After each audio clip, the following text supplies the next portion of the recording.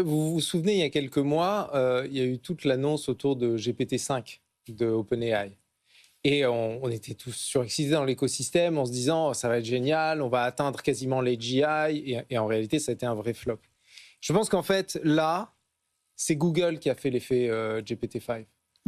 C'est Google qui a d'un seul coup rattrapé son retard, parce que Google était en retard. On disait qu'ils étaient très lents, qu'ils étaient complètement à la ramasse, qu'ils avaient le syndrome de l'innovateur, c'est-à-dire le dilemme de l'innovateur, c'est-à-dire cette incapacité à innover, à tuer la vache à lait, en l'occurrence le search, pour basculer sur l'IA. Là, ils ont clairement prouvé le contraire. Parce que quand on regarde tous les benchmarks, ils sont au coude à coude avec Grok 4.1 qui est sorti 2 jours avant. D'ailleurs, ça a éclipsé la sortie de 4.1. Et puis, ils sont largement au-dessus de GPT-5 et largement au-dessus d'Anthropic. L'avantage de Google et de Gemini, c'est qu'en réalité, ce n'est pas un chatbot. C'est ça qui est génial. C'est que c'est un nouveau paradigme de travail autour de toute la suite Google Workspace.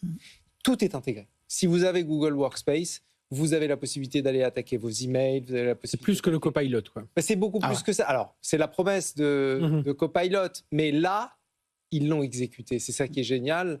Et je pense que dans ce sens, c'est un tournant pour répondre à ta question. Bruno.